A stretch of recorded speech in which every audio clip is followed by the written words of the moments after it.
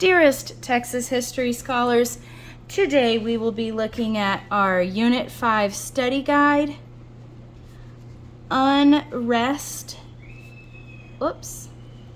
and Revolt in Texas, and that is from 1821 to 1836. I'm at my house and my kids are playing in the background and they are super, super loud. So I'm sorry about that in advance. There's going to be 8 major things that we talk about that are connected to Unit 5. And so I propose that you do something like this.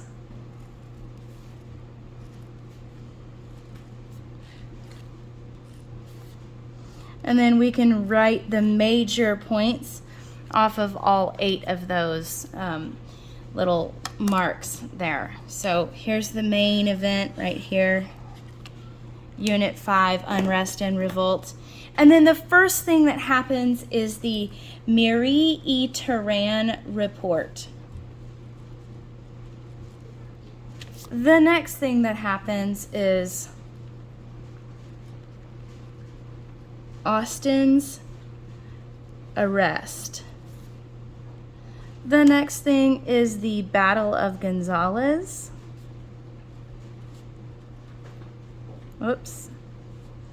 Gonzales.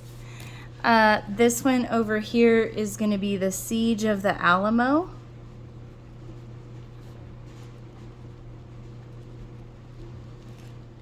This one is Washington on the Brazos.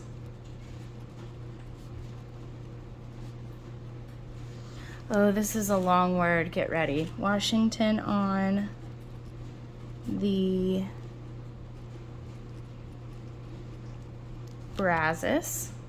And then the next one is the Battle of Coleto.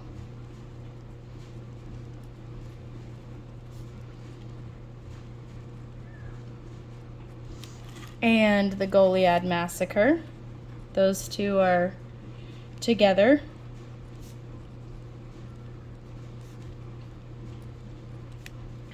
The next one is the Battle of San Jacinto.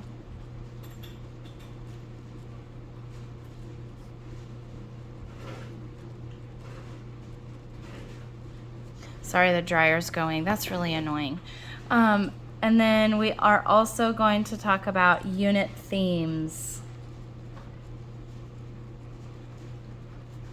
Okay, so let's get started with the Marie-E-Terran report.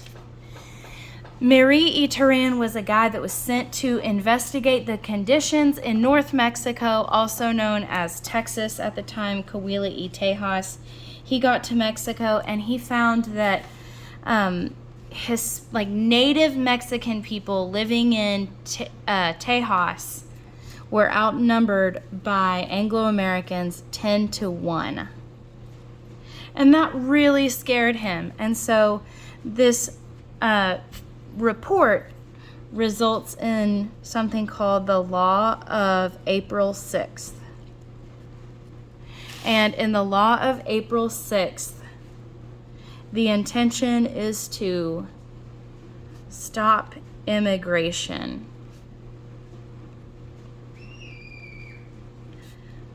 from the United States into Mexico. So they were welcoming European settlers and people from Mexico migrating into Texas, but no more people from the United States. They were afraid that the people from the United States would try to take over and have a revolt.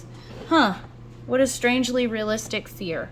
Okay, so then Stephen F. Austin goes to Mexico City to voice concerns about the way that the government is being ran. His purpose is to voice grievances.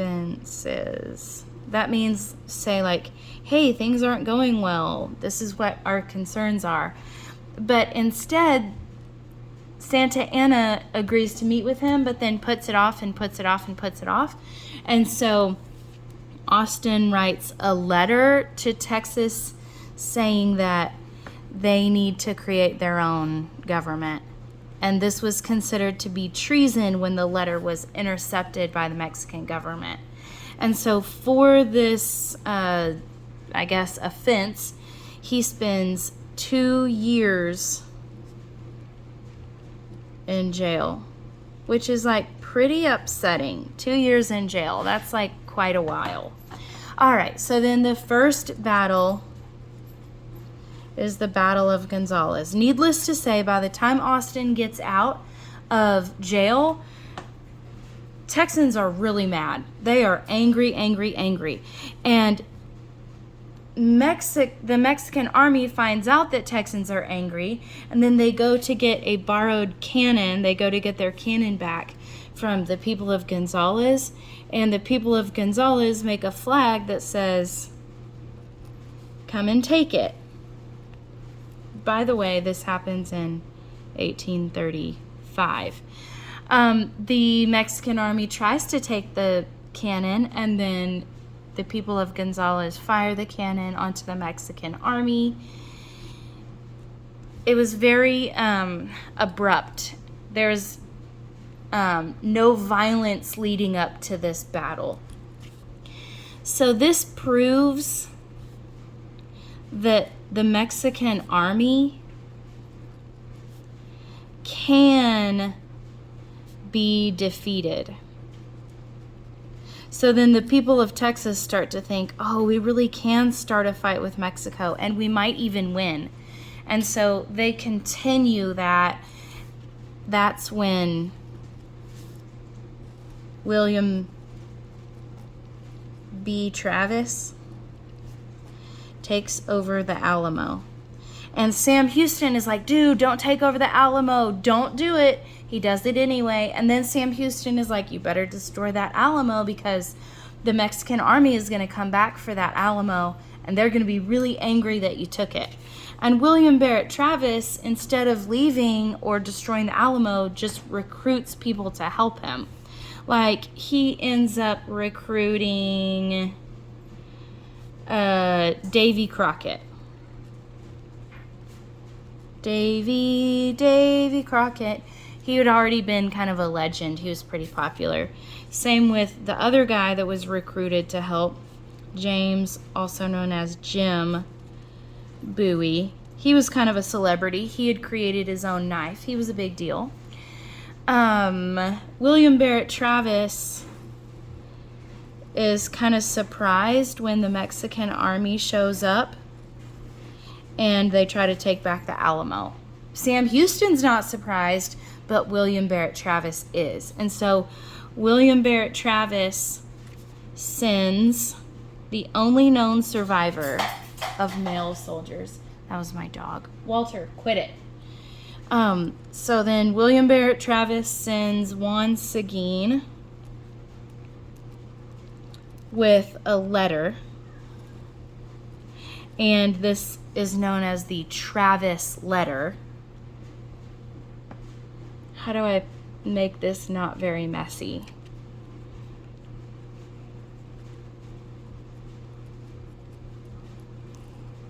He sends the Travis letter to Texans and all Americans in the world, saying that if they believe in the values of democracy, then people should come and support the Alamo defenders.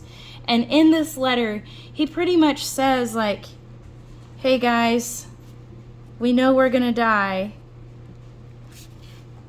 We know they will die. They know that they're going to die, and they're just going to fight anyway, which is kind of what makes the Alamo such a big deal, because Texans were so outnumbered at the Alamo. And so William Barrett Travis acknowledging this, saying, yeah, I know we're going to die, but we're going to keep fighting until we're dead or until reinforcements show up. That is what makes the Alamo like probably the most famous battle in all of Texas history. This is also important because it's a primary source. I don't have room to write that. We know it's a primary source. I also want to say that this lasts 13 days and that the final battle is at dawn. on the last day. And that's when all the Texans die, and the Mexican army comes in and they kill everyone right at dawn, right as everyone's waking up for the day. They're like, good morning, now you're dead. So that's how that happened. Washington on the Brazos happens during the siege of the Alamo, and this is where they write the Declaration of Independence.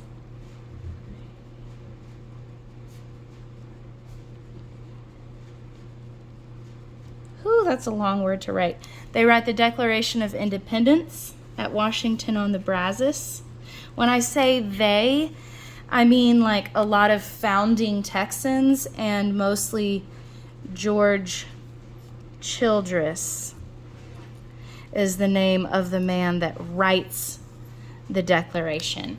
In the Declaration, it's really important to Texans that they have personal liberties. Like, every person has their own rights. So in this, a really big deal to them was religion, because they had all come over on impresario grants where they were expected to be Catholic. They don't want to be Catholic. They want to pick whatever religion they want. So that's a pretty big piece of the Texas history, is that they only gain religious freedom after George Childress writes the Declaration of Independence at Washington on the Brazos. Okay, next thing is the Battle of Coleto and the Goliad Massacre. This happened, there was like a Texan army of Texans under the leadership of James Fannin. They take a rest in an open field, and then the Mexican army surrounds them. And James Fannin pretty much knows right away that he's going to lose. And so he surrenders. Surrenders to the Mexican army. This is that's an S, okay? Surrenders to the Mexican army. And then what happens is that the Mexican army marches all 300 of the Texans that had been under the leadership of James Fannin. They march all of them to Goliad. March to Goliad, where they are promptly lined up and executed, every single one of them. And that's not a normal war practice. So normally if somebody loses, then all of those soldiers that were on the losing side will be held as prisoners of war, and then they'll be maybe tortured but then released after the war. And so it's kind of crazy that they surrendered, and then Santa Anna was like, I don't care if they surrendered, kill them all. So then when the Texans enter the Battle of San Jacinto, it's no surprise that they're chanting, remember the Alamo, how Santa Anna killed everyone. Remember Goliad, how Santa Anna killed everyone. So when they say, remember the Alamo, remember Goliad, they're saying, remember how badly Santa Anna treated us. Let's get him. Let's finish this. So at the Battle of San Jacinto, we have Sam Houston. He surrounds the Mexican army. The battle lasts 18 minutes. That's like one of the shortest battles in history. They capture Santa Anna.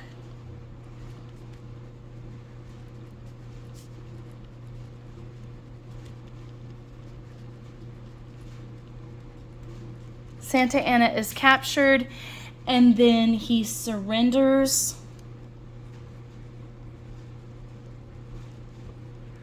He surrenders informally to Santa Anna, and then later on he's going to have to sign the Treaties of Velasco, which mark a formal written ending to the Texas Revolution. Treaties of Velasco, that's what I was going to write. Treaties of Velasco.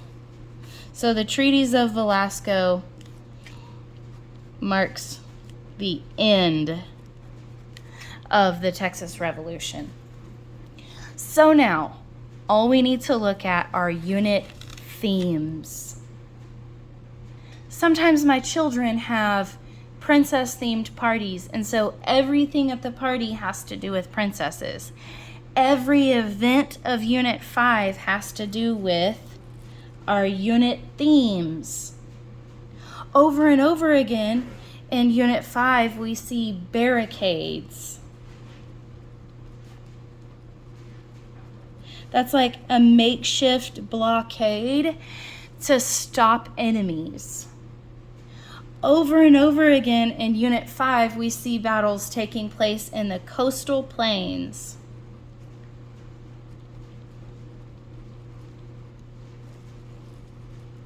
And then another thing that we see is that every battle is more north and further away from Mexico City. So then the Mexican army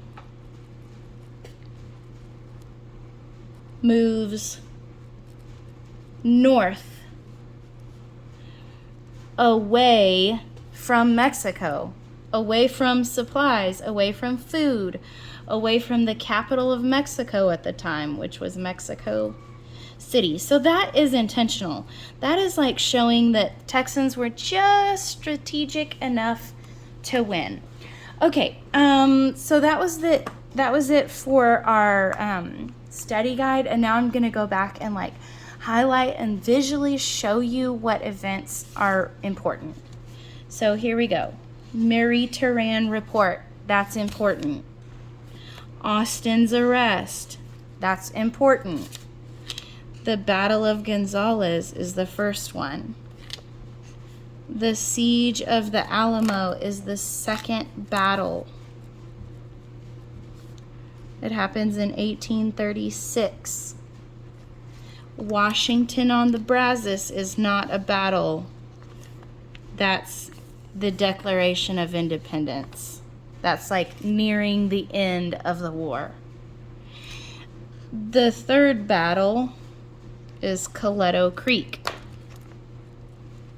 number 3, and that happens in 1836. This one is number 4, and that happens in 1836. These are the major battles. There were other like smaller scuffles, but these are the major battles of the Texas Revolution. There are 4 major battles. And then over here we talked about unit themes. So there is your study guide. Best of luck on your test.